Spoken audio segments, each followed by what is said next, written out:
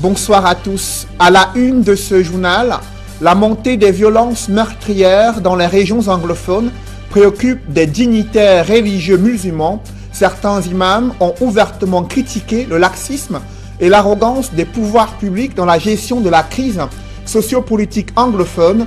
À l'occasion de la fin du jeûne de Ramadan, toutes les prières ont été formulées pour un retour à la paix et la promotion du vivre ensemble au Cameroun.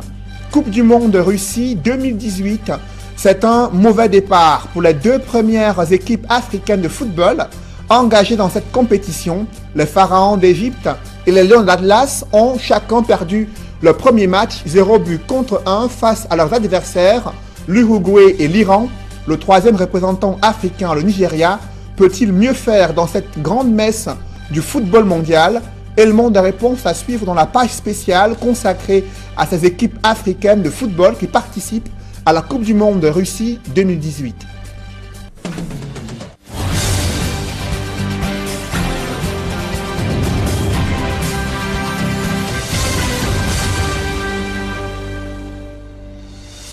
Merci de suivre cette édition complète de l'information sur Equinox Télévision. Le grand imam du complexe islamique de Tchinga à Yaoundé prie pour la fin des violences meurtrières dans les régions anglophones. Lors de la prière marquant la fin du jeûne de Ramadan, la communauté musulmane implore le Seigneur de pouvoir apporter, de contribuer à la paix durant la période électorale à venir au Cameroun. Des précisions avec Jean Lessengue et Aïk Cyril.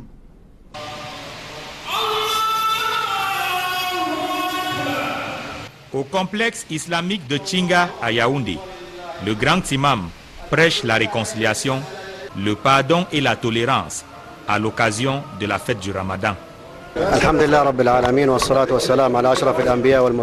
Il faut débarrasser le cœur des rancunes et de la haine, il faut se donner la main, il faut valoriser cette religion, une religion de partage, une religion de réjouissance. Il va falloir qu'en ce jour où les gens se rendent visite, cette grâce qu'Allah subhanahu wa ta'ala leur a donnée en leur permettant d'arriver jusqu'au bout de ce chemin très long pour les remercier par cette prière.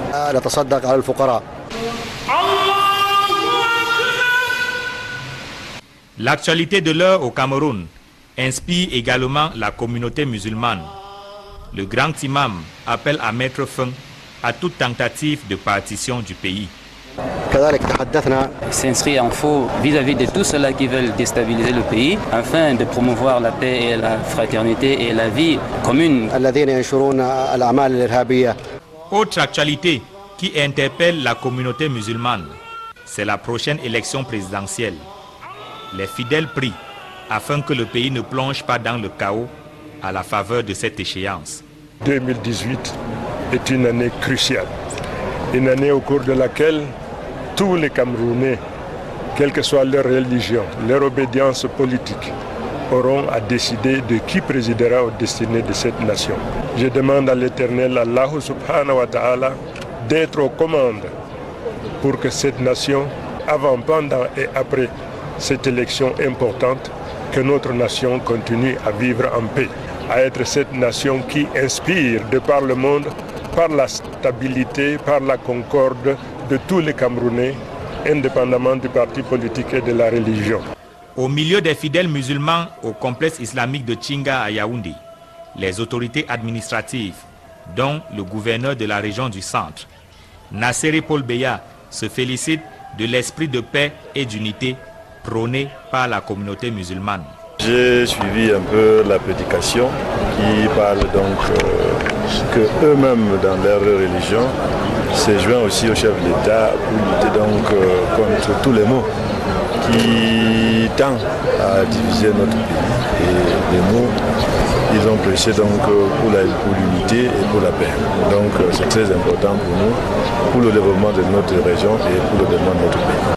Après un mois de jeûne et d'abstinence, la communauté musulmane célèbre la fête du Ramadan, occasion de prier Allah afin que paix, stabilité et unité continuent de régner au Cameroun.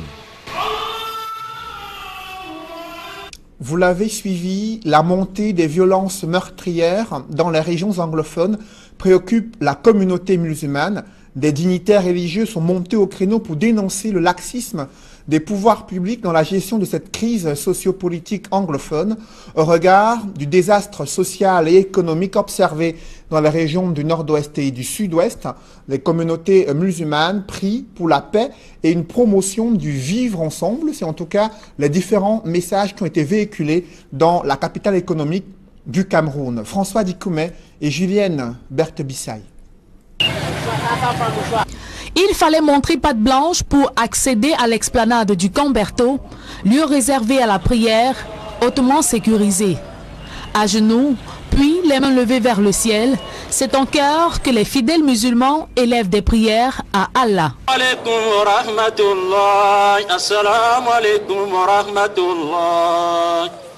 Rassemblés en ce lieu, l'imam dénonce le laxisme des pouvoirs publics dans la gestion des événements importants pour la nation. Il y a des ministres inconscients, et ce n'est pas à moi de le dire, et vous savez où ils sont. Il y a des administrateurs inconscients dont à travers leur inconscience, nous vivons ce que nous vivons sur nos routes, dans nos villages, dans certaines régions du Cameroun. Il y a certains hommes en tenue, inconscients dont leur naïveté nous fait payer les prix que nous voyons aujourd'hui. Il y a certains chefs traditionnels qui sont au prix des crimes et qui sont des associés avec des coupeurs de route et parfois des gardeurs d'armes. Le guide spirituel va plus loin en évoquant les cas d'enlèvement et crimes rituels enregistrés dans plusieurs localités du pays. Nous le savons, il y a des naïfs et des personnes qui s'en vont dans la vie facile et qui vendent de restes des humains ou encore qui enlèvent des mineurs, des fillettes, des enfants pour faire des sacrifices. Toutes ces dépravations de mœurs, ces crimes salissent et polluent la nature et font tomber sur une nation un désarroi et un trouble.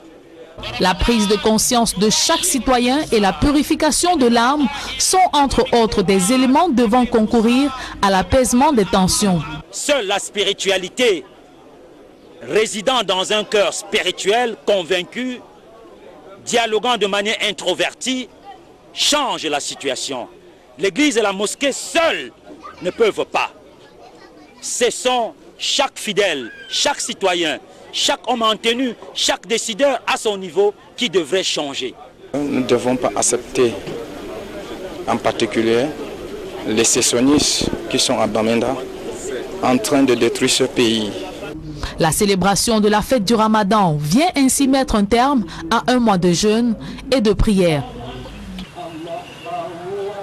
À l'occasion de la fin du jeûne de Ramadan, ce sont sensiblement les mêmes messages de promotion de la paix et du vivre ensemble qui ont meublé la grande prière à Fumban dans le département du Noun. Mama Soufor, Dalaskana et Jean-Paul Chouniat. Au quartier Ndinka de Fumban, des fidèles musulmans à la grande prière qui marque la fin du jeûne du Ramadan. Une période de pénitence de 30 jours pour chaque croyant de purifier son âme et son corps et demander pardon à Allah pour ses péchés.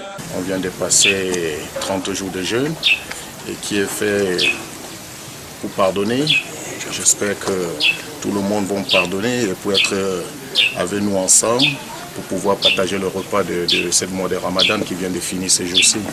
Au-delà de ce rituel qui recommande amour, partage et pardon entre croyants et habitants d'un même pays, l'imam de la mosquée centrale de Ndinka, Cheikh Shinto Inoussa, exhorte ses ouailles à orienter leurs prières vers la paix au Cameroun, surtout en ce moment où la crise anglophone continue de faire des morts dans les régions du sud-ouest et du nord-ouest, sans oublier les soldats au front contre Boko Haram à l'extrême nord Cameroun. Ça n'intéresse pas seulement les musulmans, c'est tout le monde. L'égalité, la liberté, l'amour, le partage, c'est fondamental. Et c'est ce que Dieu nous demande. Dieu nous demande dans le Coran. Les fidèles de Ndinka, comme ceux de Fumban et du Noun, en plus de prier pour les vivants, ont aussi une pensée pieuse pour le repos des âmes de leurs proches disparus. Chaque fois, il faut visiter nos morts. Quand ils ne sont pas morts, ils sont avec nous. Il faut partager ces prières avec eux. Quand eux, ils nous voient. Achevant la prière, l'imam de la mosquée centrale de Ndinka, Cheikh Shinto Inoussa, a recommandé à tous les musulmans et non-musulmans de promouvoir le vivre ensemble, chacun dans son entourage et partout. surtout dans un contexte sécuritaire tendu, avec des appels à la haine tribale et la sécession du Cameroun. C'est une levée de bouclier du gouvernement contre le rapport d'Amnesty International sur les exactions commises dans les régions anglophones. Le ministre de la Communication affirme que l'armée n'a fait que défendre l'intégrité du territoire, préserver la paix et protéger les populations dans les régions du nord-ouest et du sud-ouest. Cependant, l'aggravation de la crise humanitaire et la pression internationale ont poussé le gouvernement à annoncer un élan de solidarité nationale et une mission gouvernementale auprès des réfugiés camerounais se trouvant au Nigeria. Des précisions avec Joël Essengue et Guy Zogo. Amnesty International décrit la situation dans le nord-ouest et le sud-ouest du Cameroun en parlant entre autres dans son récent rapport des exactions de l'armée camerounaise, mais le gouvernement fait le dos rond. Le ministre de la Communication vient de le montrer au cours d'une conférence de presse à Yaoundé en déniant toute crédibilité à Amnesty International. L'édition 2017-2018 du rapport d'Amnesty International est entachée de grossiers mensonges, de déductions hâtives, de manœuvres diffamatoires inadmissibles qui s'inscrivent dans une stratégie de harcèlement et de déstabilisation de notre pays dans la lutte qu'il mène contre le péril terroriste. Selon lui, le cas des événements de Dila l'illustre à suffisance, loin des affirmations d'Amnesty International.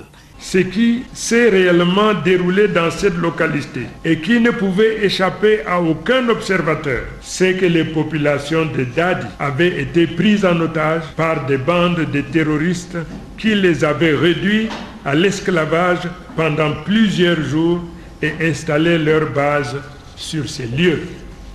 De plus, pour le ministre de la Communication, les auteurs des actes délictueux dans cette partie du Cameroun ont refusé l'appel au dialogue de Paul Biya. Dans ces deux régions, des bandes terroristes se réclamant des mouvements sécessionnistes et bénéficiant d'importants soutiens à l'étranger ont décidé de répondre à l'offre de dialogue faite par le chef de l'État par la violence.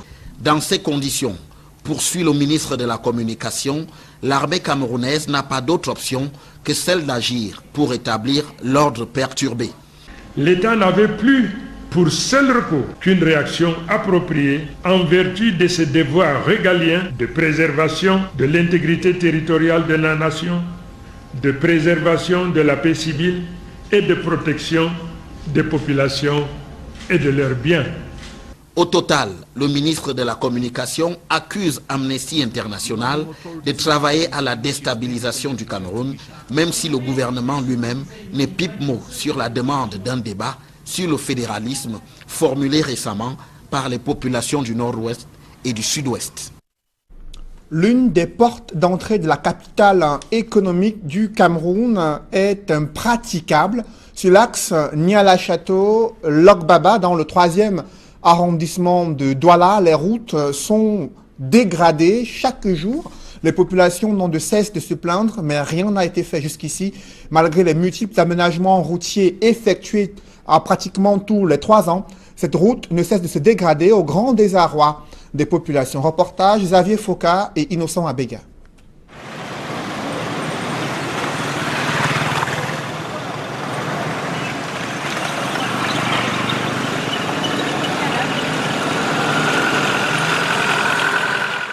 L'axe Niala-Rail, dans le 3e arrondissement de Douala.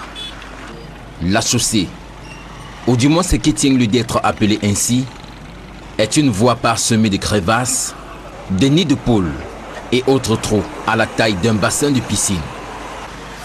Depuis plusieurs mois, la circulation sur ce tronçon routier est un véritable chemin de croix pour les usagers. Nous vivons vraiment un calvaire très difficile, auquel vous-même vous voyez l'état de la route. Sinon, nous avions les problèmes presque chaque jour avec nos patrons. Les voitures sont cassées. Cette route exiguë, sur laquelle il est difficile de différencier la chaussée du trottoir, rend la circulation encore plus laborieuse. Les automobilistes, comme dans une jungle urbaine, et au détriment des piétons parfois hagards, utilisent l'espace le moins abîmé en faisant fi de toute règle de circulation routière. Situation propice aux accidents de circulation et aux bouchons. On est obligé de passer aux abords et en déterminant beaucoup d'embouteillages. Les voitures ne passent plus, il n'y a plus moyen de passer ici là. Vous voyez même l'état de la route avec les creux, tout ça, on ne peut pas circuler normalement. Il y a trop des embouteillages. En temps de pluie, l'absence de rigole entraîne un autre phénomène tout aussi difficile. Il faudrait venir quand il a plu. Vous avez à côté de vous là, c'est la piscine, hein? C'est la piscine, il faut une pirogue pour traverser. Quand il pleut même c'est le pire. Même les piétons n'ont pas accès. Quand il pleut, on ne parvient plus à passer ici parce que les motos ne peuvent pas passer dans le trou là, parce que ça noie la moto. Les petits commerces installés en bordure font aussi les frais. On a tellement de difficultés, parce qu'il y a des clients que par exemple il peut passer là, vous voyez un peu, il peut passer là. Il voit bien la beauté de l'habit, mais ce qui les chasse, c'est la poussière. Les populations et les usagers, à bout de ce calvaire, lancent un appel aux autorités. Nous on voudrait au moins encore rembler, au moins nous ne sommes pas arrangés. Alors, nous on ne sait pas ce qu'on nous reproche. Les papiers, nous on paye. Tous les impôts, on nous force même là devant, c'est le passage à niveau. C'est là-bas qu'ils s'arrêtent pour percevoir, pour contrôler les impôts. Ça devient quoi? C'est trop. On dit que c'est la route de la canne. C'est comme ça, c'est l'espoir de la canne comme ça. On nous reproche de quoi? Plusieurs autoroutes de la ville de Douala sont aussi dans un état de dégradation avancé. Ces multiples aménagements routiers suscitent des interrogations sur la qualité des travaux menés sur les différents axes dans la région du littoral. Illustration dans ce reportage d'Isabelle Carole Zoupet. Jonchée de nids de poules est complètement dégradée. La route qui s'étend du lieu-dit Soumongué jusqu'à la salle de fête à Loum, dans le département du Mongo, fait l'objet de vives tensions entre le maire de cette localité et l'entreprise en charge de la réhabilitation de cette route. Ce tronçon en chantier pour la 3e fois en l'espace de 5 ans suscite le courroux du maire et des populations qui décrient la mauvaise qualité du matériel utilisé. Constatons ici que c'est un bricolage total que l'entreprise est en train d'entreprendre. L'arrosage du sol se fait à la main avec des seaux. Le gravillonnage se fait à la main. Donc nous comprenons que en cette allure, ce bitume, ce goudron ne peut pas durer comme les autres qui sont exécutés dans cette ville. Suite à cela, le maire de Loum vient de sommer l'entreprise en charge d'arrêter les travaux. J'ai donc dit à l'entreprise actuellement d'arrêter les travaux. Nous faisons partie de la commission de contrôle et du suivi de ce marché. Donc, si l'entreprise ne se conforme pas au cahier des charges, nous nous opposons jusqu'à présent à l'exécution en l'état de ce marché. Cette décision prise par le maire de Loum satisfait les populations. Le travail normalement n'est pas bien fait. Il ne faut pas que pendant une durée de 5 ans, nous on renouvelle une même route pendant 3 fois. Nous trouvons que vraiment c'est à tort. À côté des autres budgets déjà épuisés pour la réhabilitation de cette route depuis plusieurs années, le nouveau budget de cette dernière phase de travaux, qui vient d'être stoppé par le maire, s'élève à 384 millions de francs CFA.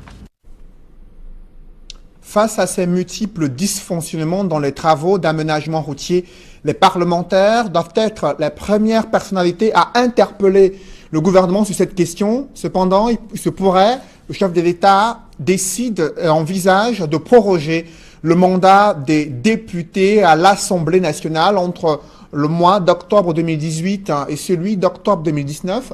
Un glissement du calendrier électoral qui avait suscité déjà une levée de bouclier de la part de l'opposition. Quels sont les enjeux de ce report et modification du calendrier électoral et report des législatives? Élément de réponse avec Guy Zogo. Au Cameroun, l'on compte 480 députés juniors des Nations Unies repartis dans les 10 régions. Ils ont été retenus à la suite d'un concours. Leur mission s'inscrit dans le cadre de la scolarisation et de l'éducation parentale des jeunes. La politique de l'enfant au Cameroun est encore à revoir. On a un taux croissant des familles monoparentales. Et ce taux croissant des familles monoparentales fait en sorte que l'éducation des enfants est de plus en plus biaisée. Donc il faudrait véritablement qu'au niveau du ministère de la promotion de la femme et de la famille, qu'on puisse davantage travailler avec des familles pour permettre une réduction de taux de monoparentalité. Pas seulement dans la région du littoral, surtout dans les régions comme la région de l'Est, comme la région de l'extrême nord, où on a une forte de croissance d'enfants qui ne sont pas scolarisés ou qui encore, ceux qui sont scolarisés, n'ont plus une éducation de qualité. Le combat mené par les députés juniors des Nations Unies s'étend aussi au domaine de la santé. Leur action pour le moment est en faveur des enfants drépanocytaires. La journée de l'enfant africain, nous l'avons mis également sur le thème de la journée de la drépanocytose parce que nous trouvons qu'un enfant drépanocytaire, c'est aussi un enfant africain. Il faut bien savoir que la drépanocytose est beaucoup plus vécue en Afrique. Et nous allons parler de l'enfant drépanocytaire et de l'appui que l'enfant africain, particulièrement l'enfant drépanocytaire, doit pouvoir recevoir pour pouvoir avoir une vie un peu plus fiable ou belle. Les députés juniors des Nations Unies disent être animés par le souci d'aider d'autres jeunes comme eux, contrairement aux étiquettes qu'on peut leur coller. Alors pour être député junior, effaçons d'abord l'idée que c'est pour une élite, pour une classe bien déterminée. C'est pour tout le monde. Être député junior, c'est d'abord avoir une bonne mentalité, être patriote. Il faut avoir un patriotisme vraiment poussé. On a des objectifs et des responsabilités plus poussées. Des objectifs envers la population, envers la communauté. On a le devoir de rendre l'autre heureux. Et c'est surtout particulièrement ce qui m'a intéressé. Ce qui m'a poussé à faire le concours d'intégration à l'Institut Cameroun des Nations Unies, c'est déjà parce que je désire être diplomate au sein de ma nation. Et en attendant de pouvoir faire le concours de l'ERIC, j'ai trouvé qu'il était adéquat de pouvoir déjà avoir les valeurs d'un organisme international pour pouvoir m'atteler déjà aux lois internationales, aux normes internationales et pouvoir déjà avoir un pas sur le terrain par rapport à d'autres de mes confrères qui sont encore en formation de façon écrite. Après avoir passé 1 an en tant que député junior, Dimitri et Estelle devront encore assumer leurs fonctions durant 2 ans puisque le mandat est de 3 ans. Et passer l'étape de député junior, ils pourront alors accéder à une étape supérieure, celle de haut-commissaire junior, en produisant un rapport sur les 3 années passées en tant que député junior et en se soumettant de nouveau à un concours. Vous venez de suivre les campagnes de sensibilisation menées par des députés juniors des Nations Unies sur la question des jeunes Camerounais en prélude à la journée de l'enfant africain. Par contre, les députés seniors pourraient bénéficier d'une prorogation de leur mandat d'1 an. C'est en tout cas ce qu'envisage le chef de l'État, Paul Biya, qui a consulté les bureaux du Sénat et de l'Assemblée nationale à ce sujet. Un projet de loi pourrait arriver sur la table des parlementaires dès la semaine prochaine pour un report des législatives. Quels sont les enjeux de cette décision, de ce glissement du calendrier électoral? Élément de réponse avec Guy Zogo. L'option de la prorogation du mandat des députés d'une année supplémentaire traduit avant tout la certitude que c'est le président de la République qui contrôle et dispose à sa guise du calendrier électoral, comme n'a de cesse de le rappeler l'opposition. En effet, Paul Biya, certes sous le couvert de l'argument du chevauchement des scrutins de l'année 2018, avance une raison a priori compréhensible, mais il n'en fait pas moins d'abord une pirouette politicienne en sa faveur. Sans aucun doute, la question qu'il évacue d'abord est celle des aspérités qui pourraient entraver sa marche vers une nouvelle candidature à l'élection présidentielle de 2018 et son ambition de se faire élire. Son pari est que tant qu'à faire, il vaut mieux que seule l'urgence de sa réélection à la tête du pays mobilise tous les acteurs de son camp politique. Au fond, il s'agit là de la précaution de ne courir le risque de la dilution des énergies dans le soutien aux champions du RDPC, alors qu'au regard de son âge et de sa longévité aux affaires, quelques impatiences commencent à poindre à l'horizon. Des scories amplifiées ces derniers jours par la sortie de l'ambassadeur américain au Cameroun. À l'endroit des militants du RDPC et autres sympathisants, le message est donc sans équivoque.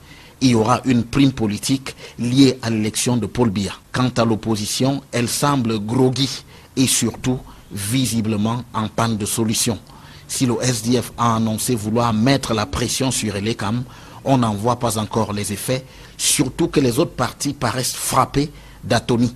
C'est la survivance des avatars de la perte de vitesse de l'opposition dans son rapport de force avec le pouvoir et Paul Biya. Peut-être ne lui restait-il qu'à mieux fourbir ses armes en profitant à son tour de ce report des législatives. Parlons à présent de la grande messe du football mondial qui cristallise toutes les attentions. Cette Coupe du Monde qui se joue en Russie et c'est un mauvais départ pour les deux premières équipes africaines de football engagées dans cette compétition. Je vous le disais en titre, les Pharaons d'Égypte et les Lions de l'Atlas ont perdu chacun le match 1-0 face à l'Uruguay et l'Iran, le troisième représentant africain qui entre en scène demain, samedi, c'est le Nigeria. Quelles sont les chances des Super Eagles du Nigeria de pouvoir faire mieux que les deux premiers représentants africains? Comment se déroulent les différents entraînements des joueurs nigérians du côté de la Russie? Élément de réponse avec nos reporters d'Alaskana et Jean-Paul Chouniat.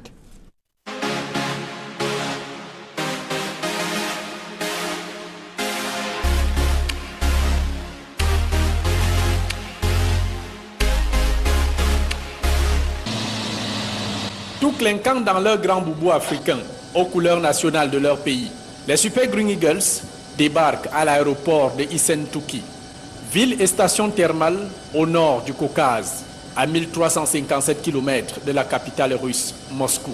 Leur élégance n'a d'égal que la beauté de leur maillot officiel du tournoi, plébiscité plus belle tunique du mondial 2018 par de nombreux médias occidentaux. Installés dans leur camp de base, le capitaine John Obi Mikel et ses coéquipiers se sont directement mis au travail. Objectif, mieux aborder le premier match de la compétition.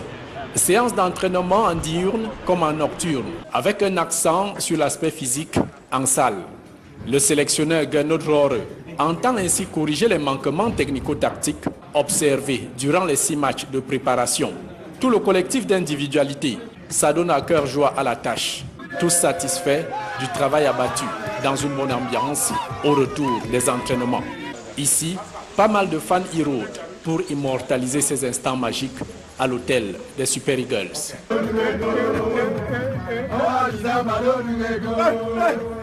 Pour ce mondial 2018, le jeune Nigérian repose sur des hommes clés, à l'instar de l'attaquant Victor Moses et le capitaine Mikel Obi, animés dans un dispositif tactique de 4-3-3. Et pour obtenir leur passeport en éliminatoire pour la Russie, les Super Green Eagles ont survolé de loin les Chipolo Polo de Zambie, les Fennecs d'Algérie et les Lions indomptables du Cameroun, dont ils avaient infligé un humiliant 4-0 pour un total de 13 points glanés. Avant le départ du pays, toute la sélection a été reçue en audience par le président Muhammadu Buhari, rappelant à tous l'intérêt pour les joueurs et le staff technique de porter haut l'étendard du Nigeria et de l'Afrique. You are going to represent us in Russia. You must bear in mind that you are not just going for atonement. With each game, you must remember that you are carrying the passions, emotions, and feelings for over 180 million people.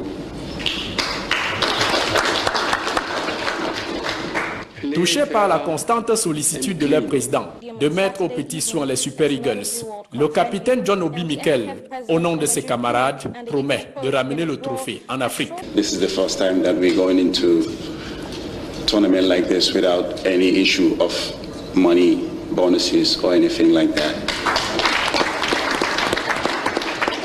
I think everything is sorted now for us, so all we have to do as players is to go out there and make this country proud. And we hope with your support as the father and the leader of this country, great nation, we will go out there and make sure we give our best and come back with the trophy. 6e participation à une Coupe du Monde. Les Super Eagles ont donc mis la barre très haute, une source de motivation intrinsèque de faire mieux que les performances des 8e de finale de 1994, 1998 et 2014. La concrétisation de cette ambition suprême passe donc par des victoires face à l'Argentine de Lionel Messi, qu'ils ont battu 4-2 en amical. L'Islande, révélation de la dernière Coupe d'Europe des Nations, et la Croatie, premier adversaire, a terrassé ce 15 juin au Baltika Arena Stadium de Kaliningrad, entièrement rénové pour cette Coupe du Monde. Et ne manquez pas nos éditions spéciales consacrées à cette Coupe du Monde Russie 2018 à suivre sur les antennes d'Equinox Télévision. Mesdames, Messieurs, c'est la fin de ce journal. Merci d'avoir suivi. Je vous souhaite une bonne soirée sur cette même antenne. de par le monde, par la stabilité, par la concorde de tous les Camerounais, indépendamment du parti politique et de la religion. Au milieu des fidèles musulmans au complexe islamique de Tchinga à Yaoundé, les autorités administratives, dont le gouverneur de la région du centre, Nassere Paul Beya, se félicitent de l'esprit de paix et d'unité prôné par la communauté musulmane. J'ai suivi un peu la prédication qui parle donc que eux-mêmes dans leur religion se joignent aussi au chef de l'État pour lutter donc contre tous les maux qui tendent à diviser notre pays. Et les mots, ils ont prêché donc pour l'unité et pour la paix. Donc c'est très important pour nous, pour le développement de notre région et pour le développement de notre pays. Après un mois de jeûne et d'abstinence, la communauté musulmane célèbre la fête du Ramadan, occasion de prier Allah afin que paix, stabilité et unité continuent de régner au Cameroun. Vous l'avez suivi, la montée des violences meurtrières dans les régions anglophones préoccupe la communauté musulmane. Des dignitaires religieux sont montés au créneau pour dénoncer le laxisme des pouvoirs publics dans la gestion de cette crise sociopolitique anglophone au regard du désastre social et économique observé dans les régions du nord-ouest et du sud-ouest. Les communautés musulmanes prient pour la paix et une promotion du vivre ensemble. C'est en tout cas les différents messages qui ont été véhiculés dans la capitale économique du Cameroun. François Dikoumé et Julienne Berthe-Bissaï. Il fallait montrer patte blanche pour accéder à l'explanade du Camberto, lieu réservé à la prière, hautement sécurisé. À genoux, puis les mains levées vers le ciel, c'est en chœur que les fidèles musulmans élèvent des prières à Allah.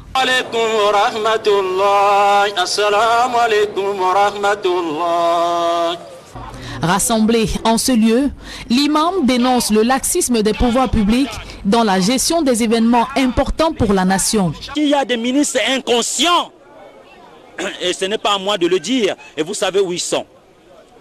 Il y a des administrateurs inconscients dont à travers leur inconscience, nous vivons ce que nous vivons sur nos routes, dans nos villages, dans certaines régions du Cameroun. Il y a certains hommes en tenue, inconscients dont leur naïveté nous fait payer les prix que nous voyons aujourd'hui. Il y a certains chefs traditionnels qui sont au prix des crimes et qui sont des associés avec des coupeurs de route et parfois des gardeurs d'armes. Le guide spirituel va plus loin en évoquant les cas d'enlèvement et crimes rituels enregistrés dans plusieurs localités du pays. Nous le savons, il y a des naïfs et des personnes qui s'en vont dans la vie facile et qui vendent de restes des humains ou encore qui enlèvent des mineurs, des fillettes, des enfants pour faire des sacrifices. Toutes ces dépravations de mœurs, ces crimes salissent et polluent la nature et font tomber sur une nation un désarroi et un trouble. La prise de conscience de chaque citoyen et la purification de l'âme sont entre autres des éléments devant concourir à l'apaisement des tensions. Seule la spiritualité, résidant dans un cœur spirituel convaincu, dialoguant de manière introvertie, change la situation. L'église et la mosquée seules ne peuvent pas. Cessons.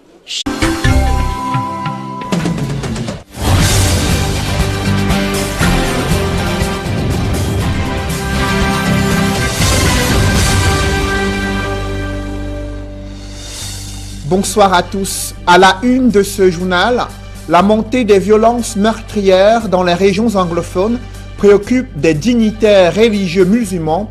Certains imams ont ouvertement critiqué le laxisme et l'arrogance des pouvoirs publics dans la gestion de la crise sociopolitique anglophone. À l'occasion de la fin du jeûne de Ramadan, toutes les prières ont été formulées pour un retour à la paix et la promotion du vivre ensemble au Cameroun.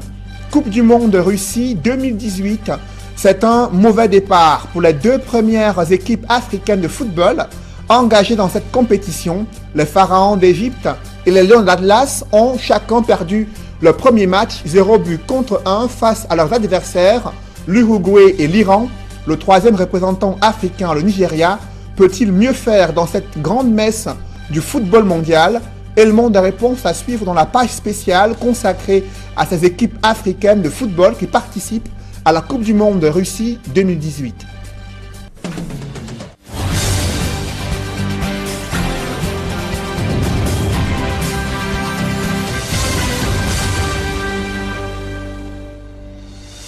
Merci de suivre cette édition complète de l'information sur Equinox Télévision.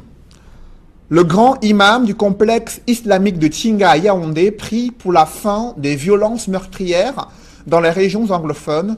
Lors de la prière marquant la fin du jeûne de Ramadan, la communauté musulmane implore le Seigneur de pouvoir apporter, de contribuer à la paix durant la période électorale à venir au Cameroun. Des précisions avec Joël Essengue et Ike Cyril.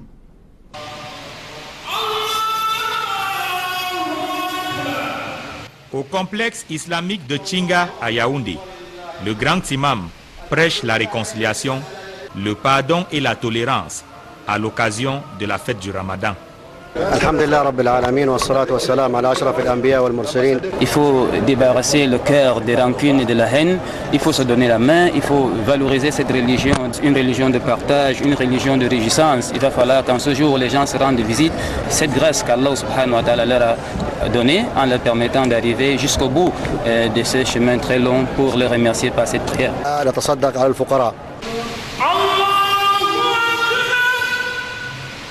L'actualité de l'heure au Cameroun inspire également la communauté musulmane. Le grand imam appelle à mettre fin à toute tentative de partition du pays.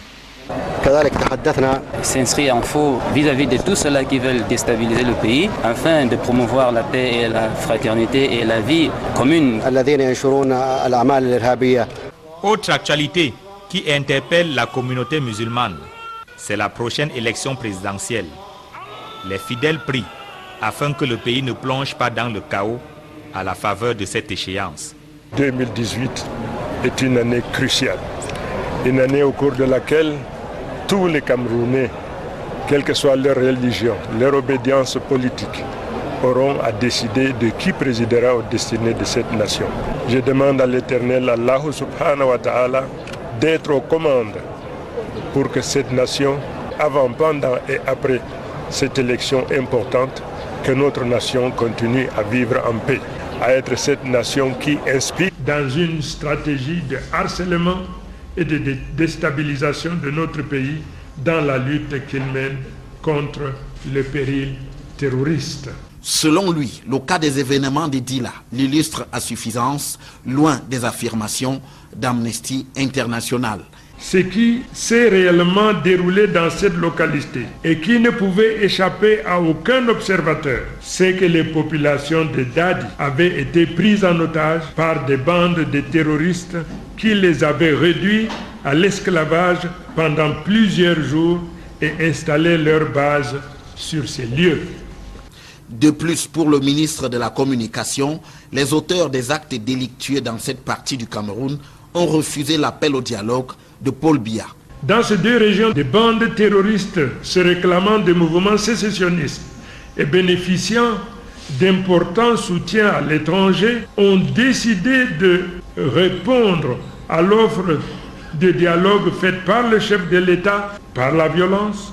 Dans ces conditions, poursuit le ministre de la Communication, l'armée camerounaise n'a pas d'autre option que celle d'agir pour établir l'ordre perturbé. L'État n'avait plus pour seul recours qu'une réaction appropriée en vertu de ses devoirs régaliens de préservation de l'intégrité territoriale de la nation, de préservation de la paix civile et de protection des populations et de leurs biens. Au total, le ministre de la Communication accuse Amnesty International de travailler à la déstabilisation du Cameroun, même si le gouvernement lui-même ne pipe mot sur la demande d'un débat sur le fédéralisme formulé récemment par les populations du Nord-Ouest et du Sud-Ouest.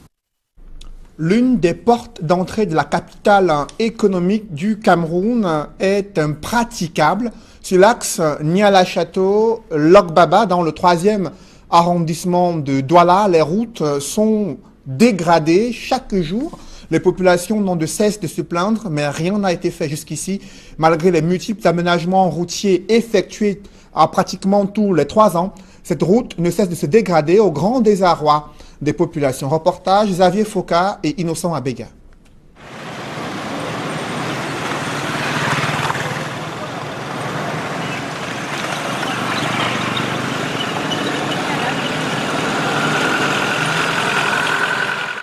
L'axe Nialaraï, dans le 3e arrondissement de Douala.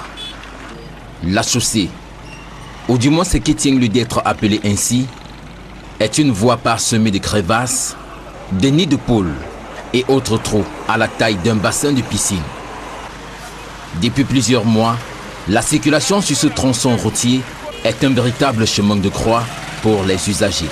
Nous vivons vraiment un calvaire très difficile, auquel vous-même vous voyez l'état de la route. Sinon, nous avions les problèmes presque chaque jour avec nos patrons. Les voitures sont cassées. Cette route exiguë, sur laquelle il est difficile de différencier la chaussée du trottoir, rend la circulation encore plus laborieuse. Les automobilistes, comme dans une jungle urbaine, et au détriment des piétons parfois hagards, utilisent l'espace le moins abîmé en faisant fi de toute règle de circulation routière. Situation propice aux accidents de circulation et aux bouchons. On est obligé de passer aux abords et en déterminant beaucoup d'embouteillages. Les voitures ne passent plus, il n'y a plus moyen de passer ici. Là. Vous voyez même l'état de la route avec les creux, tout ça, on ne peut pas circuler normalement. Il y a trop des embouteillages. En temps de pluie, l'absence de rigole entraîne un autre phénomène tout aussi difficile. Il faudrait venir quand il a plu. Vous avez à côté de vous là, c'est la piscine. C'est la piscine, il faut une pirogue pour traverser. Quand il pleut même, c'est le pire. Même les piétons n'ont pas accès. Quand il pleut, on ne parvient plus à passer ici parce que les motos ne peuvent pas passer dans le trou là, parce que ça noie la moto. Les petits commerces installés en bordure font aussi les frais. On a tellement de difficultés, parce qu'il y a des clients que par exemple, ils peuvent passer là. Vous voyez un peu, ils peuvent passer là. Ils voient bien la beauté de l'habit, mais ce qui les chasse, c'est la poussière. Les populations et les usagers, à bout de ce calvaire, lancent un appel aux autorités. Nous, on voudrait au moins qu'on remble, au moins nous ne sommes pas arrangés. Nous, on ne sait pas ce qu'on nous reproche. Les papiers, nous, on paye. Tous les impôts, on nous force même là devant, c'est le passage à niveau. C'est là-bas qu'ils s'arrêtent pour percevoir, pour contrôler les impôts. Ça devient quoi? C'est trop. On dit que c'est la route de la canne. C'est comme ça, c'est l'espoir de la canne comme ça. On nous reproche de quoi? Plusieurs autres routes de la ville de Douala sont aussi dans un état de dégradation avancé. Ces multiples aménagements routiers suscitent des interrogations sur la qualité des travaux menés sur les différents axes dans la région du littoral. Illustration dans ce reportage d'Isabelle Carole Zoupet. Jonchée de nids de poules est complètement dégradée. La route qui s'étend du lieu-dit Soumongué jusqu'à la salle de fête à Loum, dans le département du Mongo, fait l'objet de vives tensions entre le maire de cette localité et l'entreprise en charge de la réhabilitation de cette route. Ce tronçon en chantier pour la 3e fois en l'espace de 5 ans suscite le courroux du maire et des populations qui décrient la mauvaise qualité du matériel utilisé. Constatons ici que c'est un bricolage total que l'entreprise est en train d'entreprendre. L'arrosage du sol se fait à la main avec des seaux. Le gravillonnage se fait à la main. Donc nous comprenons que en cette allure, ce bitume, ce goudron ne peut pas durer comme les autres qui ont exécutés dans cette ville. Suite à cela, le maire de Loum vient de sommer l'entreprise en charge d'arrêter les travaux. J'ai donc dit à l'entreprise actuellement d'arrêter les travaux. Nous faisons partie de la commission de contrôle et du suivi de ce marché. Donc, si l'entreprise ne se conforme pas au cahier de charges, nous nous opposons jusqu'à présent à l'exécution en l'état de ce marché. Cette décision prise par le maire de Loum satisfait les populations. Le travail normalement n'est pas bien fait. Il ne faut pas que pendant une durée de 5 ans, nous on renouvelle une même route pendant 3 fois. Nous trouvons que vraiment c'est à tort. À côté des autres budgets déjà épuisés pour la réhabilitation de cette route depuis plusieurs années, le nouveau budget de cette dernière phase de travaux, qui vient d'être stoppé par le maire, s'élève à 384 millions de francs CFA. Face à ces multiples dysfonctionnements dans les travaux d'aménagement routier, les parlementaires doivent être les premières personnalités à interpeller le gouvernement sur cette question. Cependant, il se pourrait, le chef de l'État décide et envisage de proroger le mandat des députés à l'Assemblée nationale entre le mois d'octobre 2018 et celui d'octobre 2019, un glissement du calendrier électoral qui avait suscité déjà une levée de bouclier de la part de l'opposition. Quels sont les enjeux de ce report et modification du calendrier électoral et report des législatives? Élément de réponse avec Guy Zogo. Au Cameroun, l'on compte 480 députés. Chaque fidèle, chaque citoyen, chaque homme en tenue, chaque décideur à son niveau qui devrait changer. Nous ne devons pas accepter, en particulier, les sécessionnistes qui sont à Bamenda en train de détruire ce pays. La célébration de la fête du Ramadan vient ainsi mettre un terme à un mois de jeûne et de prière. À l'occasion de la fin du jeûne de Ramadan, ce sont sensiblement les mêmes messages de promotion de la paix et du vivre ensemble qui ont meublé la grande prière à Fumban dans le département du Noun. Mama Soufor, Dalaskana et Jean-Paul Chouniat. Au quartier Ndinka de Fumban, des fidèles musulmans à la grande prière qui marque la fin du jeûne du Ramadan. Une période de pénitence de 30 jours pour chaque croyant de purifier son âme et son corps et demander pardon à Allah pour ses péchés. On vient de passer 30 jours de jeûne et qui est fait pour pardonner. J'espère que tout le monde va pardonner et pour être avec nous ensemble pour pouvoir partager le repas de cette mois de Ramadan qui vient de finir ces jours-ci. Au-delà de ce rituel qui recommande amour, partage et pardon entre croyants et habitants d'un même pays, l'imam de la mosquée centrale de Ndinka, Cheikh Shintuo Inoussa, exhorte ses ouailles à orienter leurs prières vers la paix au Cameroun, surtout en ce moment où la crise anglophone continue de faire des morts dans les régions du sud-ouest et du nord-ouest, sans oublier les soldats au front contre Boko Haram à l'extrême nord Cameroun. Ça n'intéresse pas seulement les musulmans, c'est tout le monde. L'égalité, la liberté, l'amour, le partage, c'est fondamental. Et c'est ce que Dieu nous demande. Dieu nous demande dans le Coran. Les fidèles de Ndinka, comme ceux de Fumban et du Noun, en plus de prier pour les vivants, ont aussi une pensée pieuse pour le repos des âmes de leurs proches disparus. Chaque fois, il faut visiter nos morts. Quand ils ne sont pas morts, ils sont avec nous. Il faut partager ces prières avec eux, car eux, ils nous voient.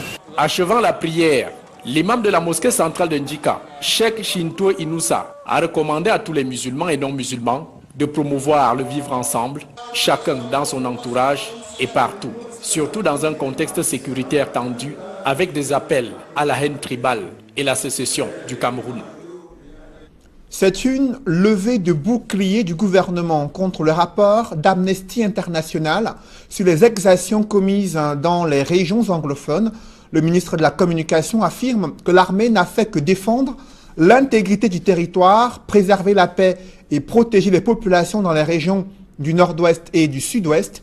Cependant, l'aggravation de la crise humanitaire et la pression internationale ont poussé le gouvernement à annoncer un élan de solidarité nationale et une mission gouvernementale auprès des réfugiés camerounais se trouvant au Nigeria. Des précisions avec Joël Essenge et Guy Zogo. Amnesty International décrit la situation dans le nord-ouest et le sud-ouest du Cameroun en parlant entre autres dans son récent rapport des exactions de l'armée camerounaise, mais le gouvernement fait le dos rond. Le ministre de la Communication vient de le montrer au cours d'une conférence de presse à Yaoundé en déniant toute crédibilité à Amnesty International. L'édition 2017-2018 du rapport d'Amnesty International est entachée de grossiers mensonges, de déductions hâtives, de manœuvres diffamatoires inadmissibles qui s'inscrivent